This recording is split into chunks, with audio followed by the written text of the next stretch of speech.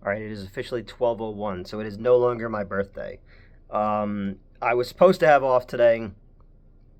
I was planning to go and see Del Toro's Frankenstein, but that didn't happen because I had to be at work at 10 a.m.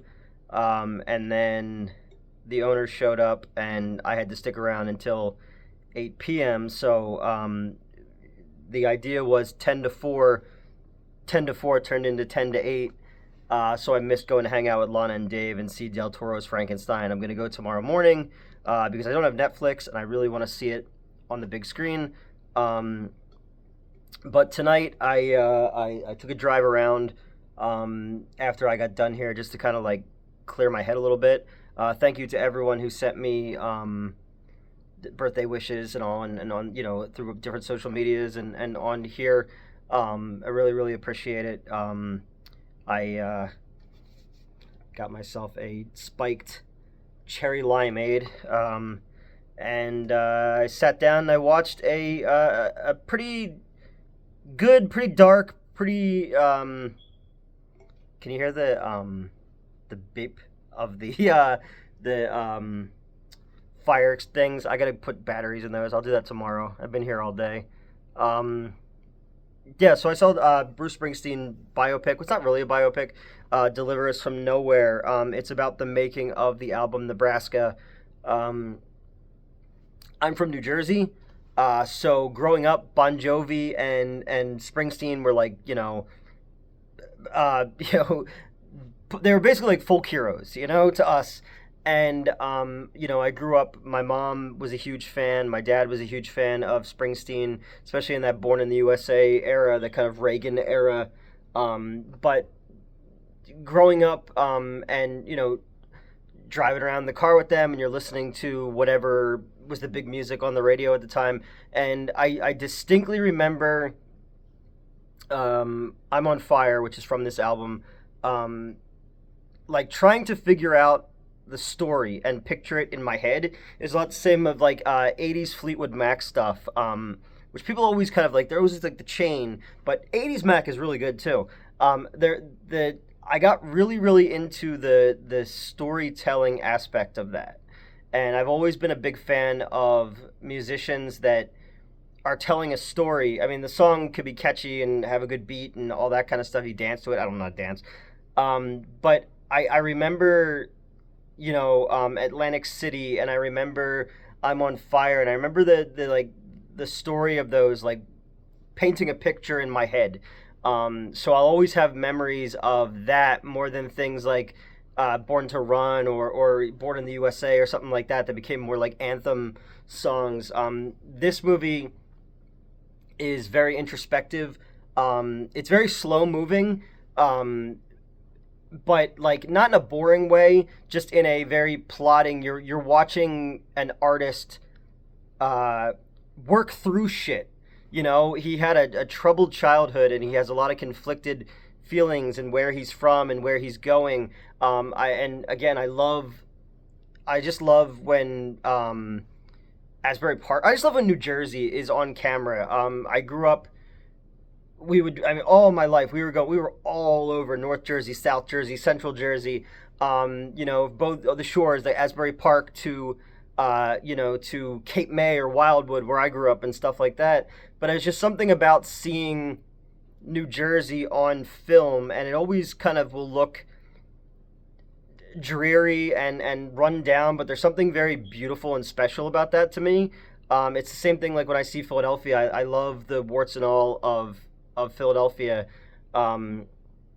It's very lived in. It's very salt of the earth. It's very, there's everything there has a past, and everything has a future as well. And that's the thing I was really taken aback, and maybe because I've been drinking this. Just that idea of somebody who everyone expects something from, wanting to do something else that means something, and watching these songs come together, and the process in which he's pouring his own ghosts into these things was very, very interesting to me. It has visual cues from, like, if you ever saw the Mickey Rourke movie The Wrestler, which was also shot in Asbury Park, or the James Franco movie City by the Sea, or something. They all kind of have that general idea, that look to them. Or I did Variety not too long ago, which is a movie from the early '80s. I just love the way that Asbury Park and New Jersey are used as a character almost. So that part stuck out to me the most. It was well acted, but it's very subdued, obviously, like I said. And it's interesting to see Mark Maron is also in it. It's interesting to see how they strip back the music. They wanted that kind of big layered rock anthem sound, and he wanted to do something that was more personal, that was sounded raw and sounded handmade, and a lot of the stuff he was recording in his bedroom, on a cassette tape. And there's something really interesting about that, and about the artistic process of that. You see people who kind of get trapped in their own fame, and you can tell that they still have stories to tell. And the Bruce Springsteens, the Tom Waits, the Jeff Buckleys, and people like that, Tim Buckley, people who are telling stories, and you can feel their soul in their music. And while that might not be your story, there's a part of that that still touches you, and your lineage, and where you came from, and the experiences that you've had. So I'm watching this, and it's extremely well done, especially if you're a fan of Springsteen. But it's also one of those things where it's like, I wish I knew how to tell my story, like a story. I wish I knew how to say something that meant something. I love writing, but I tend to not write personal things if they're not funny anecdotes or something like that, because I always say, like, why the fuck would somebody want me to write a drama? I'm the plagiarism guy. Nothing I say matters. But it's like, I think I have a story to tell. I think I could do something. I have a lot of sadness that I carry around. I say this a lot. I haunt myself.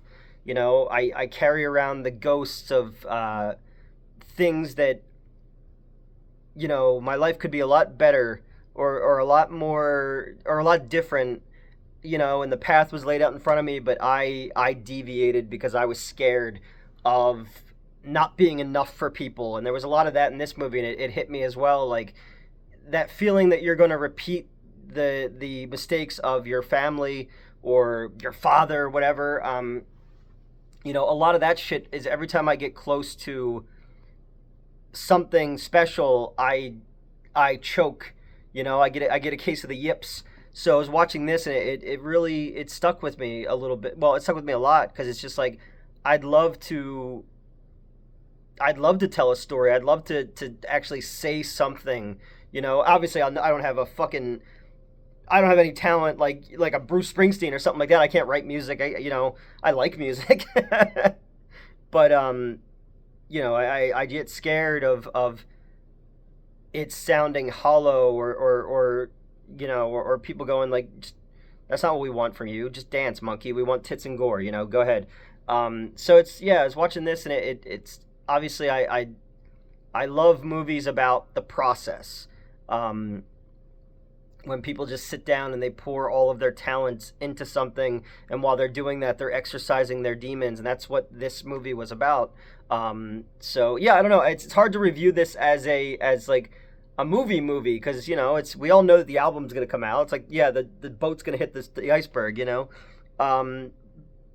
the performances are understated, but there's a sense that runs through it for anyone who's like, who's ever tried to say something, and and anybody who's ever been like trying to, open the windows and the doors and let the ghosts out, and see where it gets you, and yeah. So, deliver us from nowhere.